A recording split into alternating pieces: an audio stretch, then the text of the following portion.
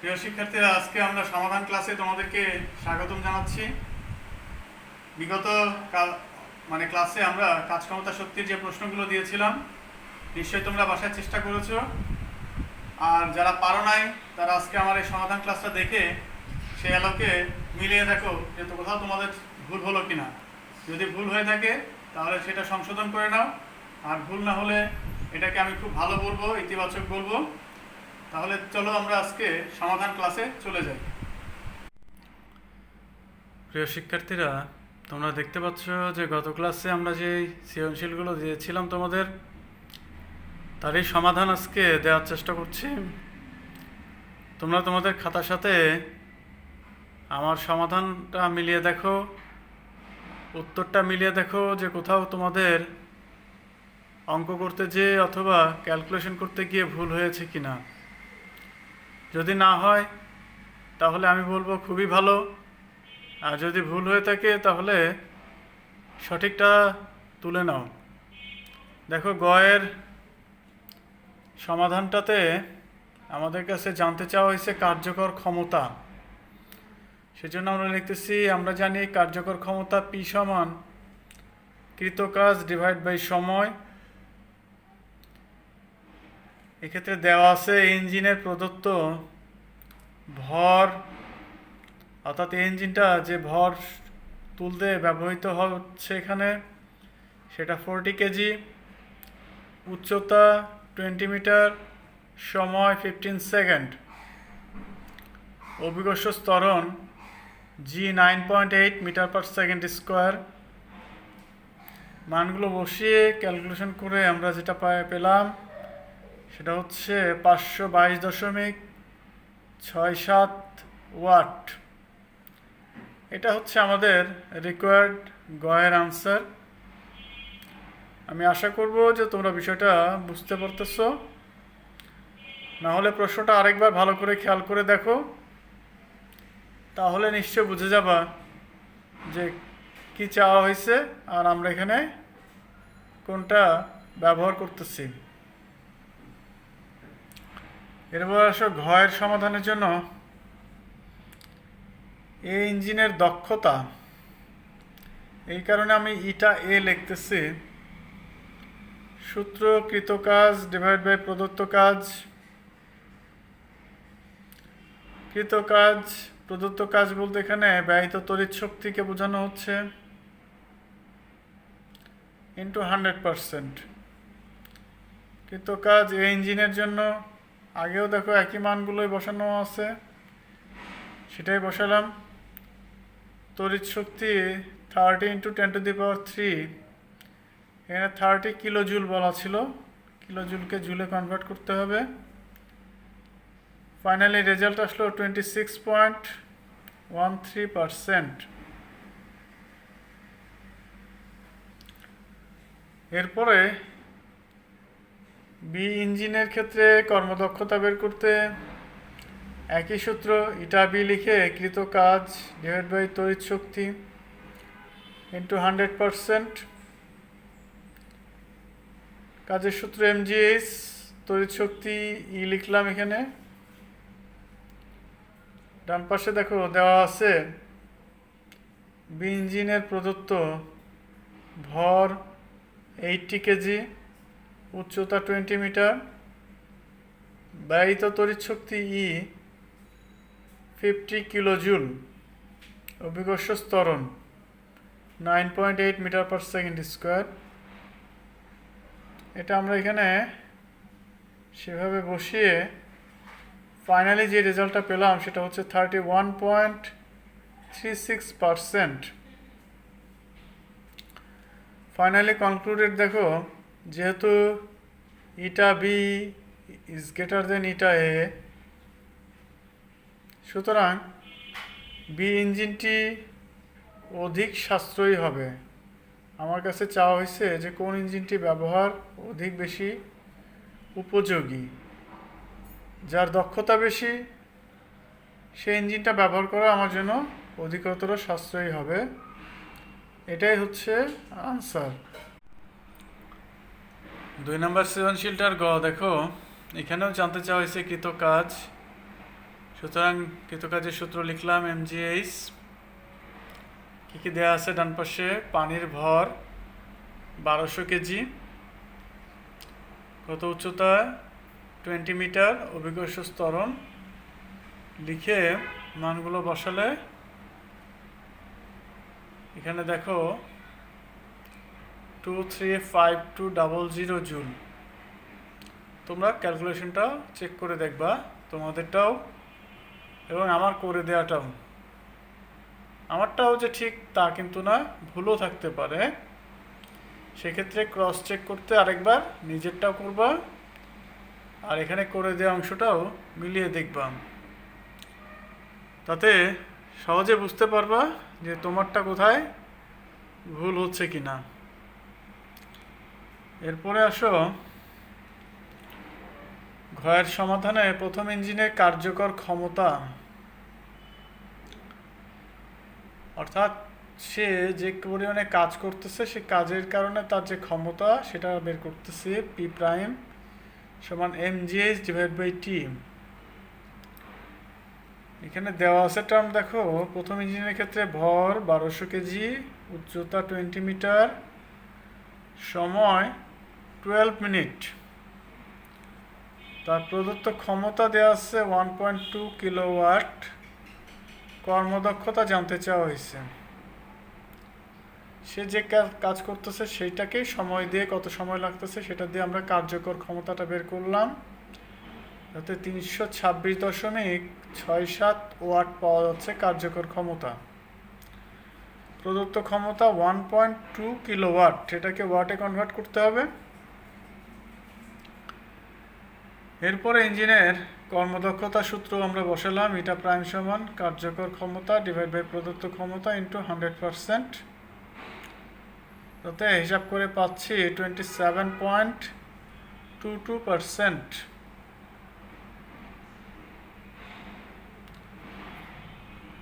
দেখো ভালো করে খেয়াল করো ক্যালকুলেশনটা, আর কি কি দেয়া আছে টার্ম।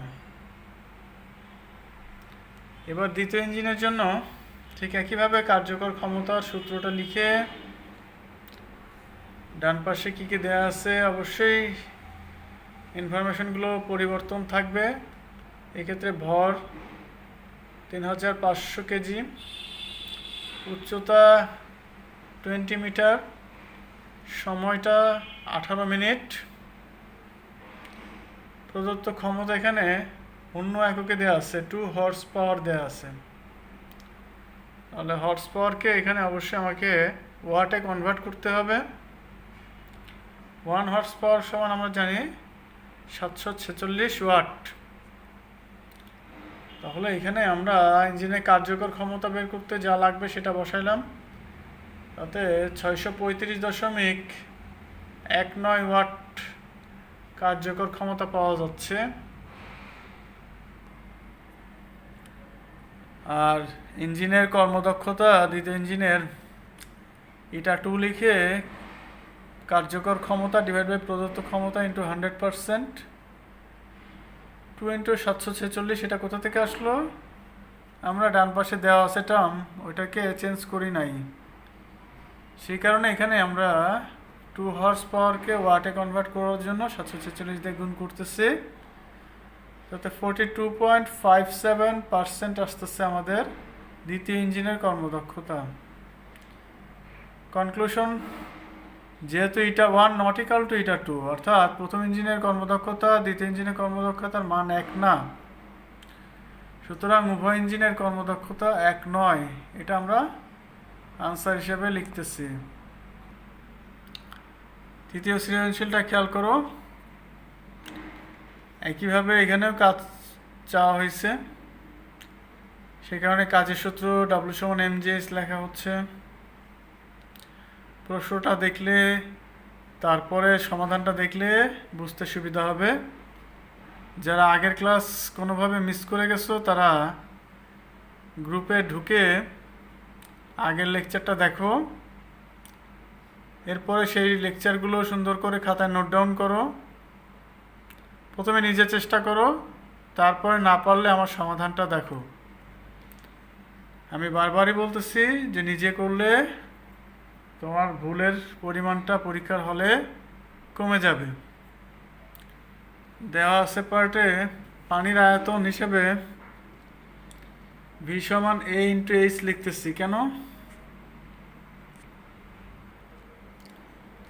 আয়তন সমান আমরা জানি ক্ষেত্রফল ইন্টু উচ্চতা। এ দ্বারা এখানে ক্ষেত্রফল নির্দেশ করতেছে, এইচ দ্বারা উচ্চতা নির্দেশ করতেছে। সেখানে প্রশ্নে উদ্দীপকের ক্ষেত্রফলকে 2 × 1.6 দেওয়া ছিল, আমরা সেভাবে এখানে এটা লিখলাম।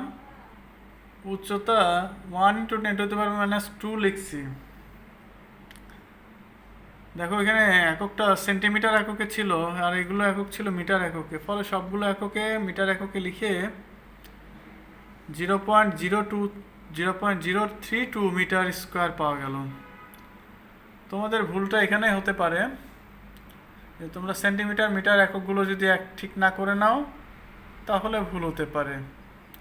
তাহলে ভুলের জায়গাটা তোমরা একটু দেখে নাও ভালো করে। এবার ট্যাঙ্কে কতটুকু পানি সঞ্চয় হয়েছে সে পানির ভরটা হবে পানির আয়তন ইন্টু পানির ঘনত্ব। সেক্ষেত্রে পানির ঘনত্ব 1000 kg/m3 আর আয়তন দিয়ে গুণ করে আমরা 32 কেজি পেলাম। তোমরা প্রশ্নটা খেয়াল করলে দেখবা ট্যাঙ্ক থেকে মেঘের উচ্চতার কথা বলা হয়েছে আর মেঘ থেকেই পানি ট্যাঙ্কে এসে পড়তেছে, সেই কারণে উচ্চতাটা 1.5 কিলোমিটার।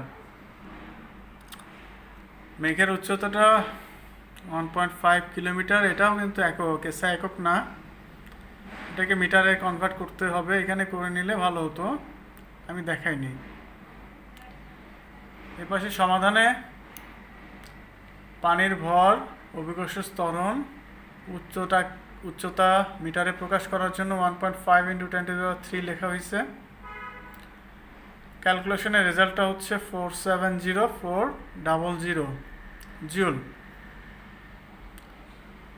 মানগুলো বসাই দিয়ে ক্যালকুলেশনটা দেখো এটা আসছে কিনা তোমাদেরটা।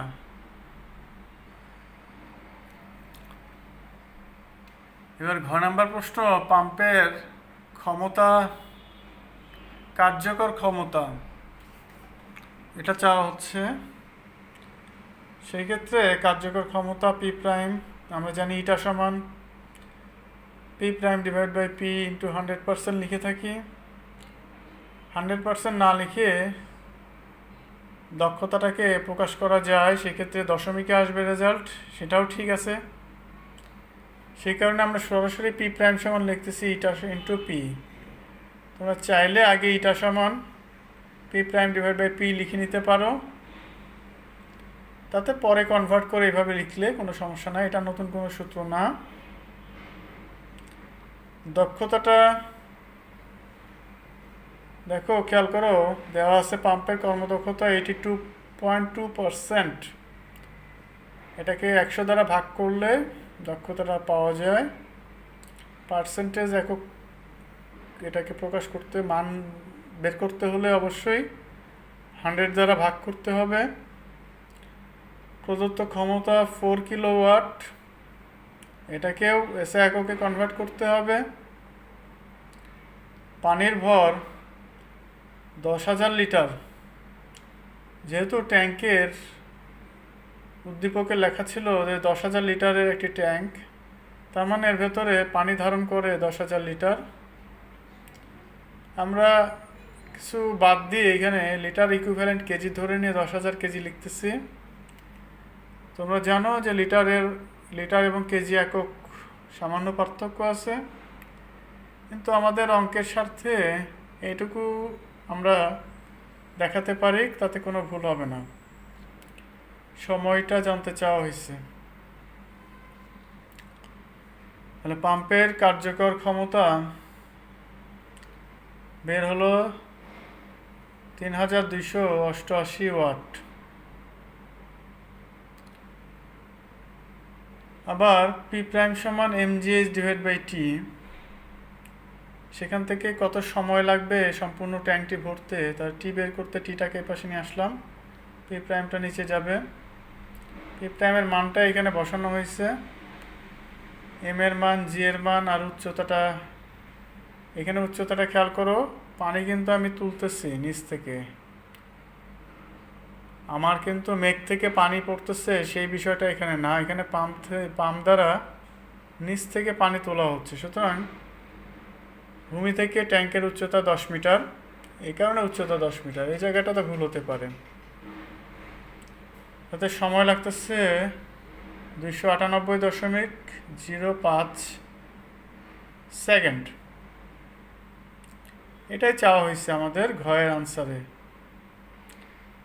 এবং প্রশ্নটার এই কারণে আমরা এখানে ফিনিশিং দিচ্ছি। তোমরা চাইলে এখানে একটা সেন্টেন্স বাংলায় লিখতে চাইলে লিখতে পারবা। আবার বলতেছি, ঘয়ের 4-এ 4 পেতে হলে একটু কেয়ারফুলি সবগুলো বিষয়কে উপস্থাপন করতে হবে। দেওয়া আছে টার্মটাও সুন্দর করে উপস্থাপন করতে হবে, আর কি চাওয়া হয়েছে তার মাঝখানে কোথাও কোনো জায়গায় মিস্টেক যেন না হয় এই বিষয়টা খেয়াল করতে হবে। অথবা কোশ্চিনের ট্যাগ অংশ আছে কিনা এটা দেখে ফাইনালি কনক্লুডেড অ্যান্সারটা তোমাকে ভাষায় লিখতে হতে পারে। দেখো 4-এর গ নাম্বার প্রশ্নটা কি চাওয়া হয়েছে আমরা এখনও বুঝতে পারতেছি না। আমরা লিখছি এখনও বুঝতে পারতেছে, মানে যারা সরাসরি সমাধান ক্লাস দেখতেছে তারা হয়তো বুঝতে পারবে না। আমরা ডান পাশে কি দেওয়া আছে দেখো, খেয়াল করো। এখানে ভর 2000 কেজি, উচ্চতা 80 মিটার, সময় 3 মিনিট। তারপরে নিচে আবার লেখা হচ্ছে দেখো, প্রদত্ত ক্ষমতা দেওয়া আছে 10 কিলোওয়াট, কর্মদক্ষতা ওয়াট। তার মানে আমার কাছে কর্মদক্ষতা চাওয়া হয়েছে। কর্মদক্ষতা এক ধাপে নাও পেতে পারি, তার জন্যই সমাধানটা খেয়াল করো। আমরা জানি কর্মদক্ষতা সমান লিখছি কার্যকর ক্ষমতা ডিভাইড বাই প্রদত্ত ক্ষমতা ইন্টু 100%। আমার প্রদত্ত ক্ষমতা দেওয়া আছে কিন্তু কার্যকর ক্ষমতাটা নাই, সেটা বের করতে আমরা আবার একটা সূত্র ইউজ করতেছি। আবার কার্যকর ক্ষমতা পি প্রাইম সমান mgh ডিভাইড বাই টি। এটা বসায় দিয়ে আমরা এখানে পেলাম 8711.11 ওয়াট। দশমিকের পরে আরও কিছু সংখ্যা ছিল, আমরা চেষ্টা করতেছি তো দশমিকের পর 2 ঘর রাখবো, এবং শেষ অক্ষরটা খেয়াল করো, তার পরের অক্ষরটা যদি ডিজিটটা 5 বা তার বেশি হয় তাহলে এর সাথে কিছু যোগ করতাম। এটা না থাকার কারণে যা ছিল তাই বসানো হয়েছে। এখানে একটা দশমিক আছে, খুব ভালো করে দেখো, এটা ভুল হতে পারে তোমাদের তুলতে যেয়ে। এরপরে 1 নম্বর সমীকরণকে ফলো করে আমরা, যেহেতু কর্মদক্ষতা চাওয়া হয়েছে, কার্যকর ক্ষমতার মানটা বসাই দিলাম, প্রদত্ত ক্ষমতার মান বসাই দিয়ে 100% বের করলাম। আমি আরও বলতেছি, কেউ যদি 100% না লেখো তাতেও কিন্তু অ্যান্সার হবে, সেক্ষেত্রে দশমিক সামথিং অ্যান্সার আসবে। আমরা দশমিক মানটাকে বোঝার স্বার্থে 100 দিয়ে গুণ করে বলতেছি যে 100-তে কত, অর্থাৎ তার দক্ষতা 87.11%। এটা ছিল গয়ের প্রশ্ন। এটা অন্যান্য সমাধানের থেকে 2টা ধাপে করতে হয়েছে। আগের গগুলো 1 ধাপে সমাধান করা গেছে, এখন এটা 2 ধাপে আমাদের সমাধান করতে হলো। এরপরে ঘতে আসো, আবারও কার্যকর ক্ষমতা পি প্রাইম সমান mgh ডিভাইড বাই টি। কেন বের করতে হয়েছে প্রশ্নটা ভালো করে দেখো। সে জায়গা থেকে সময় বের করতে হবে বলে টিটাকে এপাশে নেওয়া হয়েছে, পি প্রাইমটাকে এপাশে পার করে দিলাম। দেওয়া আছে গ থেকে কার্যকর ক্ষমতা পি প্রাইম সমান ইটা ইন্টু পি দিয়ে আমরা কিন্তু কার্যকর ক্ষমতাটা পেয়ে যাচ্ছি ইঞ্জিনের 8711 ওয়াট। তোমরা খেয়াল করলে দেখবা তার গায়ে লেখা আছে 10,000 ওয়াট বা 10 কিলোওয়াট। আসলে সে কাজ করতেছে 8711 ওয়াট। তাহলে এইটা আমাদেরকে ছিল না দেয়া, কিন্তু ক্লু দেওয়া ছিল, সেখান থেকে আমরা বের করলাম। গ থেকে দক্ষতা পেয়ে গেছি, সেই কারণে এটা বের করা সম্ভব হয়েছে। ভর 1500 কেজি, উচ্চতা হচ্ছে আগের থেকে চেঞ্জ 100 মিটার। সময়টা চাওয়া হয়েছে, আমরা সময়টা বের করলাম এখানে ক্যালকুলেশনে বসিয়ে 168.75 সেকেন্ড মিনিটে কনভার্ট করলাম 60 দ্বারা ভাগ করে, তাতে 2.81 মিনিট আসছে। আমার প্রশ্ন তুমি নিচের ট্যাগ অ্যান্সার থেকে দেখলে বুঝতে পারবা যে আসলে কেন আমরা সেকেন্ড থেকে মিনিটে গেলাম। এখানে দেখো, যেহেতু টি ইজ লেস দ্যান 3 মিনিট, এই যে টি, এইটা 3 মিনিটের থেকে কম সময়। প্রশ্নে নিশ্চয়ই জানতে চাওয়া হয়েছে যে 3 মিনিটের কম সময় কাজটা করা যাবে কিনা। সুতরাং উক্ত সময়ের মধ্যে 1500 কেজি পানি 100 মিটার উচ্চতায় তুলতে ইঞ্জিনটি সমর্থ। তোমরা প্রশ্নটা দেখো আর তার সাথে উত্তরটা খেয়াল করো। এভাবে আনসারটা লিখলে আমাদের পূর্ণাঙ্গ আনসারটা হবে। খেয়াল করো 5 নাম্বার, 5-এর গ। আমাদের কাছে চাওয়া হয়েছে গতিশক্তি, সে কারণে আমরা জানি গতিশক্তি ইকে সমান ½ mv² লিখলাম। এখন দেখতে হবে কি কি দেয়া আছে আমার উদ্দীপকে চিত্রটাতে দেখো, এই যে এখানে একটা উদ্দীপক নতুন করে লিখছি, সেটা আগেরটার মতো কিন্তু একই চিত্র না। এ থেকে যখন বিতে এসে পৌঁছাবে তখন তার বেগটা কত, এটা এখানে আমার লাগবে। যেহেতু এটা সরাসরি নাই, সেই অর্থে আমরা ½ mv² পরিবর্তে u² + 2gh লিখলাম। স্থির অবস্থান থেকে পড়াতে আদিবেগ 0 হবে। এটা দ্বারা এটাকে গুণ করলে 2 আর 2 কেটে যাবে, mgh হবে। m এর মান 2 কেজি ভরের বস্তু, g 9.8, আর উচ্চতা a আর b এর মাঝখানে ছিল 27 মিটার। সে অর্থে এখানে বস্তুটা যখন এ থেকে বিতে এসে পৌঁছাবে তখন তার গতিশক্তি হবে 529.2 জুল। 529.2 জুল দেখতে পাচ্ছ। এরপরে চলে যাচ্ছে আমরা ঘ নাম্বারের সলভে। ঘ নাম্বারের সলভের জন্য আমরা দেওয়া আছে কি টার্ম, এটা না লিখে এখানে প্রথমে লিখতেছি যে মনে করি ভূমি হতে x মিটার উচ্চতায় বিভব শক্তি গতিশক্তির 1/3 হবে। আমার প্রশ্ন ছিল ভূমি থেকে কত উচ্চতায় বিভব শক্তি গতিশক্তির 1/3 হবে। আমি সেটাই বলতেছি যে ভূমি থেকে x মিটার উচ্চতায় এটা হবে। তার জন্য এখানে চিত্রটা আমি নতুন করে আবার আঁকলাম। এখানে এ অবস্থান, বি অবস্থান, সি অবস্থান, আগের বিটা চেঞ্জ হয়ে যাবে। ভূমি থেকে যদি এটা x মিটার হয় তাহলে এ আর বি এর মধ্যে দূরত্ব হবে 120 - x মিটার। মানে সেই ক্ষেত্রে আমরা প্রশ্ন মতে বিভব শক্তি সমান 1/3 ইন্টু গতিশক্তি লিখলাম। বিভব শক্তির সম্পর্ক ভূমি থেকে উচ্চতা নির্দেশ করতে ব্যবহৃত হয়, সেই কারণে mgx লেখা হচ্ছে, h না লিখে। 1/3 গতিশক্তিকে ½ mv² ফর্মেটে লিখলাম। যেহেতু বস্তুটা আমার এ থেকে নিচের দিকে পড়তেছিল, সেই অবস্থার জন্যই এটা চাওয়া হয়েছে। mgx 1/3 mg,